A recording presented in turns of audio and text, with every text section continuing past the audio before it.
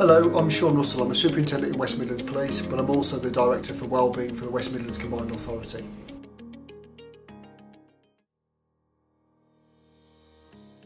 Sean, thank you very much for joining me for Inside West Mids. Let's talk about your role as a police officer and how that links in with the West Midlands Health Commission. So it started off with me as the lead for West Midlands Police for mental health, and over a period of time we wanted to try and show that actually how important poor mental health is and the impact around demand was for the West Midlands Police Service.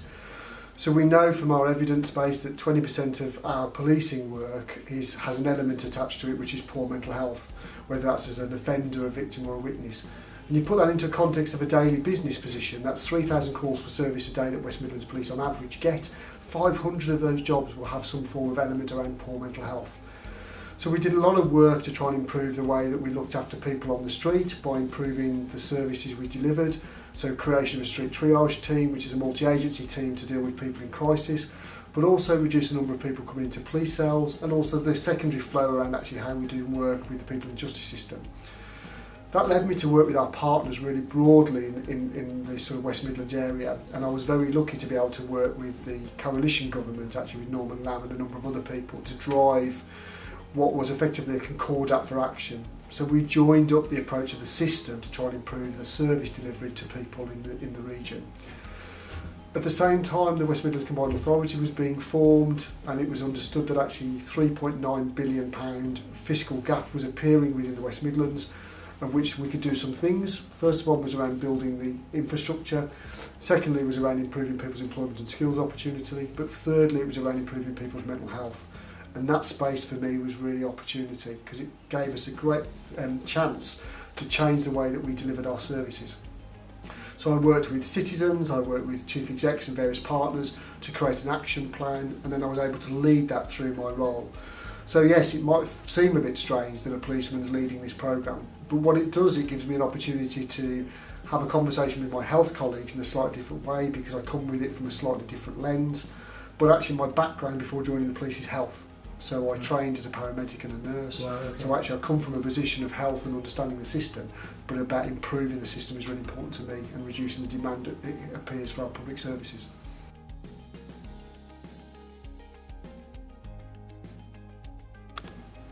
Sean, just on young people and the workplace, so people who are starting out in the workplace, moving from the education environment to the workplace environment, what advice would you give to them in order for them to flourish and get into leadership positions without that being compromised as a result of mental health?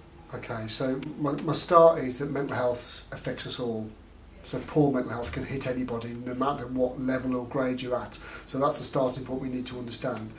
I think what we need to do though is go back a little step further, to go backwards to our schools and our colleges and our universities, to try and embed mental health as a core focus point in all of that. So we learn to build resilience, because resilience is the thing that's really critical in this space.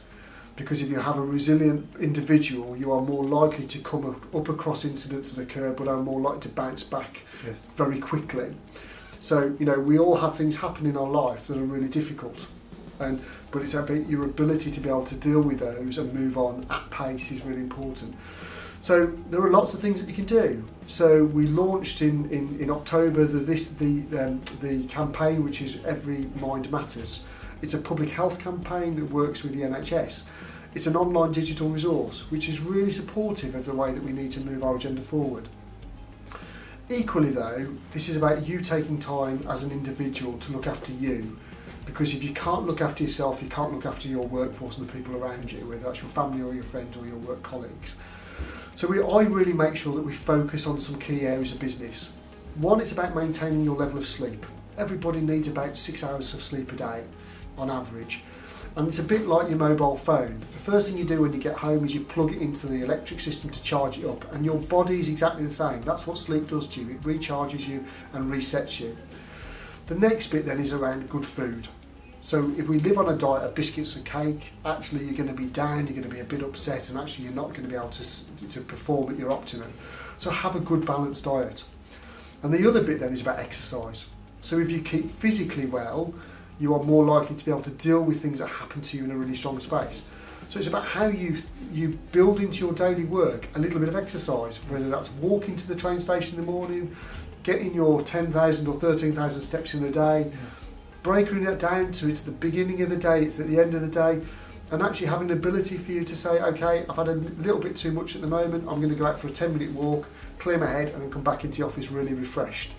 So if I join all of those things, I would put it into what we call the mindset triangle. So good food, good sleep and good exercise gives you a really holistic position to do well, and that's really important. So I would encourage leaders especially to be absolutely supportive of their own well-being, because that's really important. To enable organisations to do that, we've created a toolkit in the West Midlands called Thrive at Work, and that's a public health-led approach again, which we've created. We've now got just short of 100,000 employees in the region signed up to that programme. So it's really phenomenal because we can see people grow and be nurtured in that response. Because the other bit is you have a corporate responsibility as a leader to look after your people. And I always say as a leader, the best leaders treat their people like they treat their family. And as I would want treat my kids, that's how I would want to treat my staff. So if I follow that ethos, actually we're not going to go far wrong. And resilience is at the heart of everything we do there.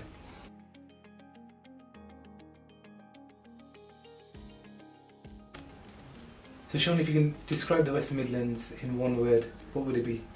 I would say amazing. And why is that? So I've lived in the West Midlands now probably for about 40 odd years now.